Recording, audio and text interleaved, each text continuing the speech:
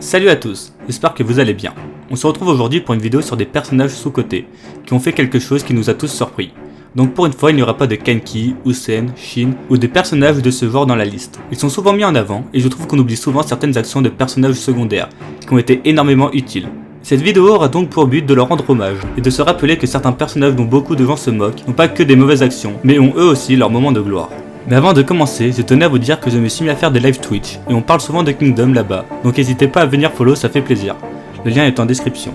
Pour commencer, on va parler de Ten. Beaucoup de personnes dans la commu disent qu'elle est inutile, et qu'elle n'apporte pas grand chose à l'unité.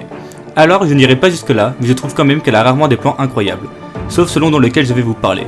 Bien évidemment, je parle de son plan durant la campagne de Kokuyu, qui consiste à reprendre un fleuve, ce qui est l'une des choses les plus dures à faire. Certains considèrent ça comme impossible, en tout cas c'est ce que dit Shuei-kun. Il faut soit un pont, soit des embarcations. Ten n'a aucun des deux, mais après avoir longuement réfléchi, elle finit par trouver un plan, que seule l'unité Aishin peut appliquer. Sachant que Kyukai était parti en éclaireur, Ten conclut qu'on pouvait passer par la rivière, à cheval, et que ce n'était pas si profond que ça à certains endroits.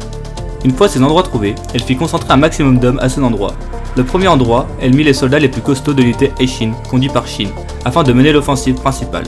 Grâce à cette diversion, elle prit les meilleurs soldats de l'unité Aishin pour traverser à l'autre endroit, peu profond, mais les ennemis avaient anticipé cela. C'est pour ça que Ten prévit une troisième attaque, qui celle-ci, à l'opposé des deux autres, sera l'endroit le plus profond de la rivière, car à cet endroit, il n'y avait aucun homme. En deuxième, nous allons justement parler de l'homme qui fut la clé du plan de Ten. N, un lieutenant de l'unité Aishin qui est très peu mis en avant durant le manga, sauf durant ce plan, où il nous aura tous impressionnés. Après qu'un soldat de l'unité Aishin ait mis une corde reliant les deux rives, la mission de N consista à passer avec ses hommes pour prendre à revers les soldats, se battant contre le reste de l'unité. Voir N traverser toute la rivière est vraiment impressionnant et émouvant à voir, étant donné qu'il doute énormément de lui et de s'il mérite ou pas son titre de lieutenant, étant donné que la Aishin a beaucoup évolué depuis le début. Et ce qui le fait encore plus douter sont les paroles de Garo, disant qu'il ne savait pas si c'était une bonne idée de miser sur quelqu'un comme N, mais heureusement Shin et Ten lui fit comprendre que N était un vrai lieutenant de l'unité Aishin et qu'il avait les épaules pour assumer ce plan. Il réussit d'ailleurs avec succès. Maintenant parlons de deux personnages extrêmement sous-cotés mais qui risquent d'être un gros plus dans le futur de l'unité. Je vais bien sûr parler des frères archers, Jin et Tan. Même si celui qui va le plus nous intéresser pour cette vidéo est Tan, puisque c'est celui qui nous a le plus surpris. Mais avant de dire pourquoi il nous a autant surpris, remettons du contexte. Lors de la prise de Retsubi, Jin et Tan ont aidé Yotanvo en tant qu'archer, sauf que c'était la première fois de leur vie qu'ils allaient tuer quelqu'un. Ils étaient donc stressés, mais le frère aîné réussit à vite se remettre les idées en place, et nous montrer tout son talent en tuant plusieurs officiers et en étant l'un des éléments clés de cette bataille, contrairement à son jeune frère qui lui n'a pas touché une seule flèche. Pourtant, plus tard dans l'arc, alors que son frère fut sur le point de se faire tuer, il décocha sa première flèche en pleine tête du soldat ennemi. Ce qui nous choqua, ce ne fut pas qu'il ait enfin réussi à toucher une flèche, mais la puissance de la flèche, comparable à un véritable boulet de canon. Pour rappel, c'était que leur première guerre. Je pense que dans le futur, ils auront encore des scènes où ils seront bien mis en avant, et j'ai hâte de voir ça, car j'aime trop quand les membres de l'unité Aishin sont mis en avant. Cette fois-ci, penchons-nous du côté de l'armée d'Usen, et parlons de son bras droit, Aku. Trop de gens parlent seulement des exploits du trio et de Usen durant la bataille de Gyu, mais on oublie trop souvent l'un des piliers de cette guerre, qui n'est d'autre que Aku, qui nous a montré à tous que c'était un monstre stratégiquement et en force brute. Riboku dira d'ailleurs de lui que s'il n'avait pas prêté allégeance à Usen, il aurait pu être un grand général. Mais bon, parlons maintenant du moment qui m'a donné un énorme coup de cœur pour lui. Je parle de son 1v2 contre les généraux Bafuji et Gyun. Alors qu'on pense qu'il va mourir car très peu de personnages peuvent tenir deux généraux à la fois, il réussit à leur tenir tête un petit moment. Il réussit même à laisser une cicatrice au visage de Bananji, mais malheureusement, il finit par être mis KO, mais est sauvé in extremis par Akakin. Malgré sa défaite, on peut dire qu'il a proposé l'une des plus grandes prestations du manga. Si je vous dis sacrifice, vous pensez à qui? Shusa? Ryukyu? Mais moi je vais vous parler d'un autre sacrifice que je trouve certes moins triste, mais tout aussi beau voire plus. Je vais parler de ce qu'a fait Bitou avant de mourir. Je pense que ce moment nous a tous choqués à nous lecteurs. C'est ce moment qui nous a fait prendre conscience que dans Kingdom, même les proches de Shin pouvaient mourir, et à quel point le champ de bataille pouvait être dangereux et cruel. Alors que Shin était KO à cause de Uken, Bitou le prit sur son dos pour s'enfuir, escorté par l'unité Aishin qui fuyait les troupes de Zhao. La mise en scène est magnifique, on voit tous les membres de l'unité Aishin dire qu'ils sont prêts à mourir pour lui, car tant qu'il reste en vie, l'unité ne meurt pas.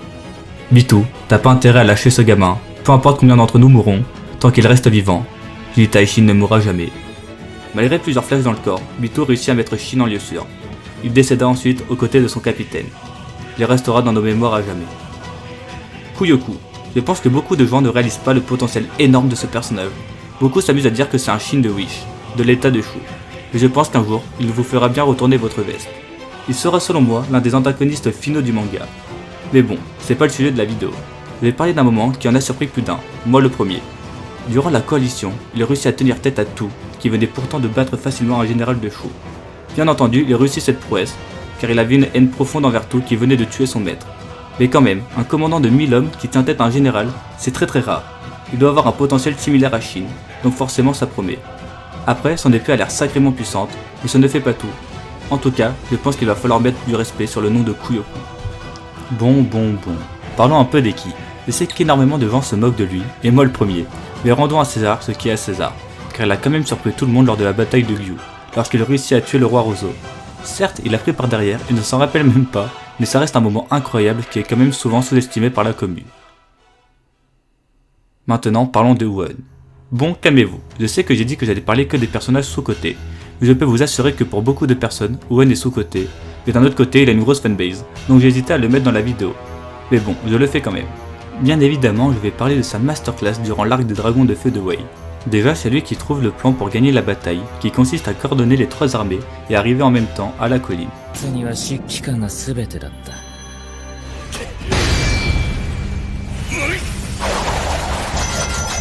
Mais pour cela, il doit passer un grand général, le comte Shi.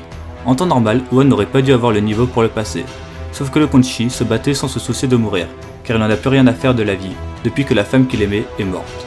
Mais bon, même comme ça, il resta un ennemi surpuissant que Won réussit tant bien que mal à vaincre, dans un très beau combat, à la lance. Rien que pour ça, Won mérite bien d'être dans ce top. En avant-dernier, j'aimerais parler de Keiyoku. Déjà, je suis sûr que certains d'entre vous ont oublié qui c'est. Keiyoku est le bras droit de Shueikun et un conférencier à l'Académie des stratèges. La raison pour laquelle je parle de lui est que c'est un très bon stratège, comme il nous l'a montré durant la bataille de Sai.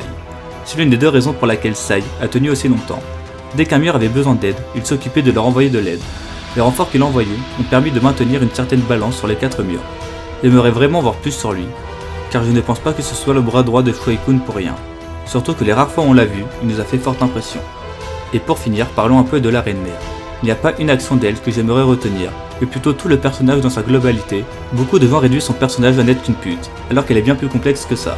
Ses relations avec Ryofui, puis le père de Sei l'ont complètement détruite et poussé à avoir une haine des hommes. Sa relation avec Sei est aussi très intéressante. Elle le déteste car il lui rappelle tout ce qu'elle a perdu. Durant sa vie d'otage politique à Zhao, elle donna naissance à Sei. Il représentait malgré lui tout ce qu'il avait détruit. Le fils du mari qu'il avait abandonné, le lien avec Qin qui lui valut le statut de traîtresse à Zhao et la maltraitance sans nom du fait de ce statut. Je pourrais en parler beaucoup plus longtemps, mais il faudrait faire une vidéo en entier dessus. Et si vous voulez un bon avis sur la Reine Mère, allez lire ce thread sur Twitter. Dites-moi en commentaire si selon vous d'autres personnages ne sont pas assez reconnus par les lecteurs, et si oui lesquels. Si la vidéo vous a plu, n'hésitez pas à commenter, liker et vous abonner, ça aide énormément. Je vais essayer de bien redevenir actif sur YouTube, donc tenez-vous prêts. Bonne journée.